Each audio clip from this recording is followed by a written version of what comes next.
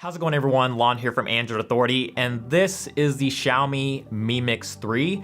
It's another flagship Android smartphone with a slider design, and it's very similar in a lot of ways to the Honor Magic 2, which I reviewed not that long ago. So if you guys want to see that, it'll either be linked down in the description or up here in a card. But in my review of the Magic 2, I mentioned that I really liked the slider design, and I pretty much feel the same way about it on the Mi Mix 3. It feels really well made. It has a very satisfying click when you open or close it, and it even makes sound effects that you can customize, which I thought was kind of cool.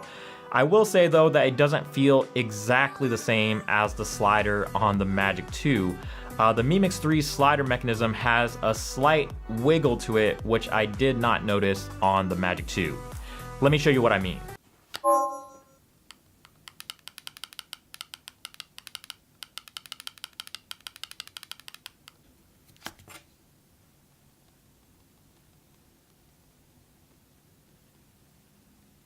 Now, does this make me concerned about the longevity of the slider?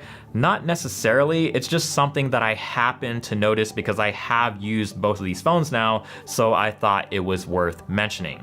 Just like the Honor Magic 2, the slider on the Mi Mix 3 allows Xiaomi to hide the front-facing cameras inside of the phone instead of having to worry about putting it somewhere on the front bezels. This means that the front is pretty much all display with very, very minimal bezels.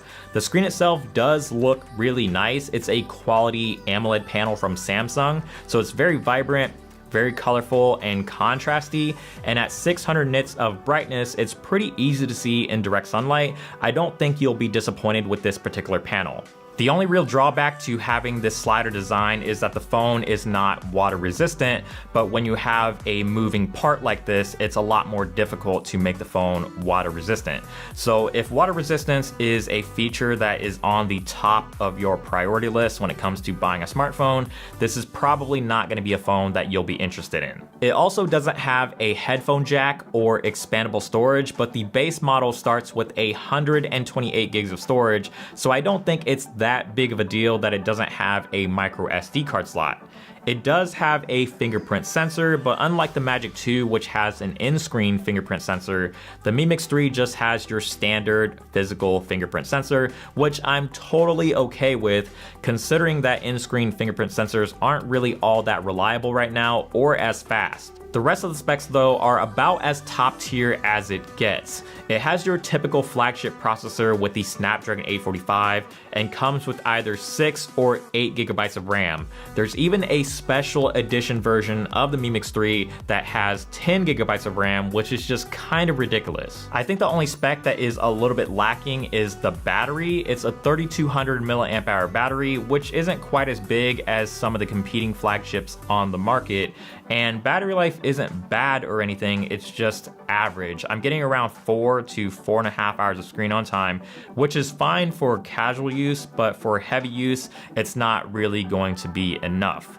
On the bright side, the phone does support Qualcomm's Quick Charge 4 Plus, and it also has wireless charging if you like the added convenience of being able to charge your phone wirelessly. As far as the software is concerned, it's running Android Pie with MIUI version 10.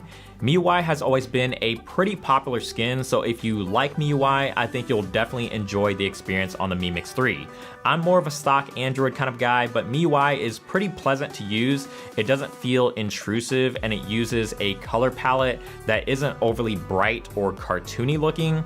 The interface overall actually looks pretty clean, and it comes with a lot of customization options and features like a one-handed mode and gesture controls for quickly launching shortcuts or apps. My favorite part about the Mi Mix 3 is probably the cameras. It has a total of 4 cameras.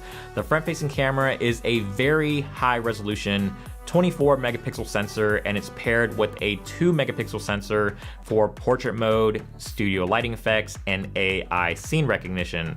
The 2 cameras on the rear are both 12 megapixels, with the secondary sensor being a telephoto zoom lens for 2x optical zoom, and it also is capable of the same portrait mode, studio lighting, and AI scene recognition. The AI scene recognition is okay to me. It can recognize a bunch of different scenes such as food, plants, landscapes, and as far as I can tell, it just really bumps up the saturation, contrast, and makes the images a little bit brighter. I don't really mind what the AI does to the photos, but photos without AI look perfectly fine to me just the way they are. The camera overall takes really excellent photos. There's plenty of detail, color reproduction is on point, and I'm really impressed with the camera's dynamic range, especially when taking low light or nighttime shots that are filled with a lot of bright lights. Highlights are really well exposed, which helps preserve a lot of the detail. I would say this camera is even on par with something like the Pixel 3. So that pretty much does it for the Xiaomi Mi Mix 3. Overall, I think it's a really great smartphone, and if you live in a region where it's available, it's definitely worth checking out. The slider design is really well done. It has some great specs and some great features. It is missing a few things like water resistance, but when you're dealing with a design like this, you can't expect to have everything. But otherwise, it's a great smartphone. You should definitely check it out. And if you guys enjoyed this video, as always, give it a thumbs up. Subscribe down below if you haven't already. Hit that notification bell so you don't miss out on future videos. And of course, check us out on social media and check the website as well for more in-depth coverage, androidauthority.com. And I will talk to you guys in the next video.